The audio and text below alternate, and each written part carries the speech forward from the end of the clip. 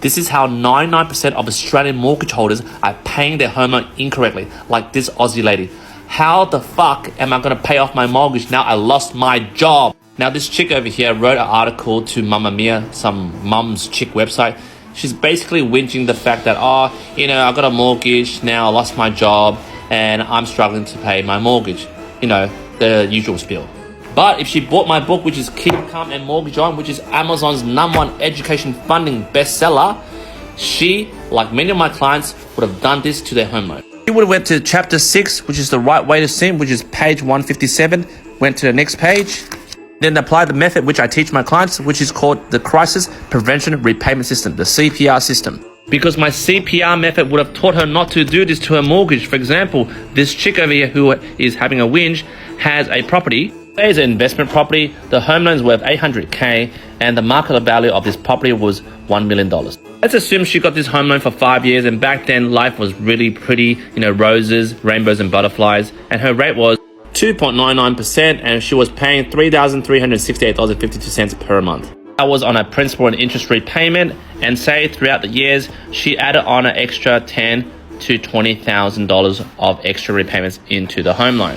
And because she shops at Franklin's before, like no frills, she doesn't want an offset account because it costs more, and she opted for a redraw account. Now in that 5 years of rosy butterfly days, the $800K loan was paid down, for example, to $700K. So technically for the house, she paid down by $100K equity.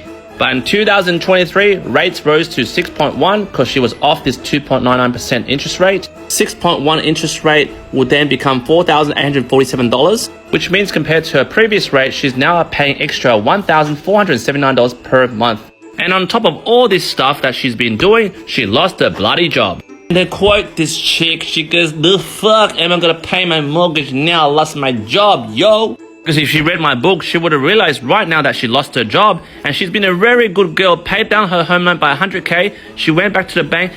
"Please, bank, could I have the $100K to help me, throughout these bad days?" And then the bank will say this, "No, man, fuck off." Because, bitch, you just lost your job and you don't service. But if you apply the crisis prevention repayment system that I'm doing here and for many of my clients, so same home loan, $800K, but not P&I, but interest only. Yes, the interest rate is a little bit higher than 2.99, back then 3.5. That works out to be $2,033.33 rather than $3,3668. And then a lot of you guys will say, "Hey Q, she's not paying down her principal." Aha, this is where you apply the CPR method.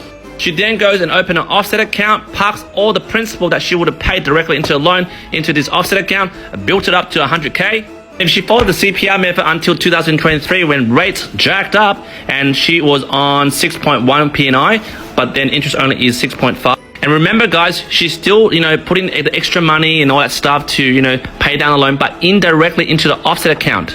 Now this is where the magic comes in. When she loses her job, this chick doesn't need to go back to the bank and go, "Please give me back the $100K because I was such a good girl and paying it down."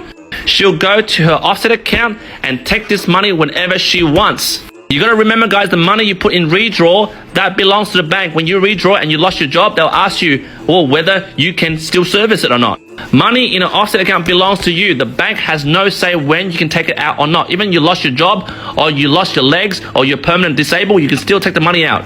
And the table will spin and the bank will say, "Hey, you take the money out?" And you say, "Yeah, fuck you, man. I'm taking the money out, you cunt." And then based on this method, you can ride through the crisis, because it's crisis prevention repayment system.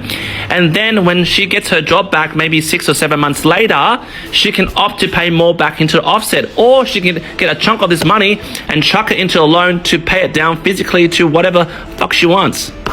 Seriously guys, I talk to women like this or men like this every single day. "Oh, what's the best way? I want to get the cheapest."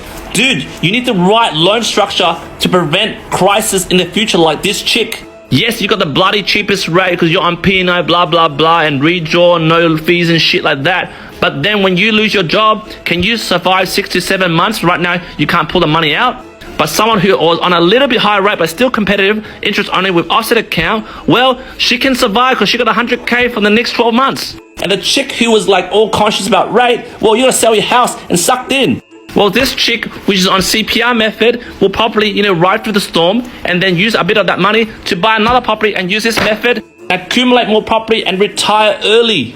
Again, guys, not financial advice, and yes, it turned into a rant because I've been speaking to a lot of people today. They don't understand loan structuring. They think it's all about the cheapest, no frills Franklin rate. I'm so sick of explaining this to people. And at the end of the day, I'll be like, yep, you're right. See you later. Good luck.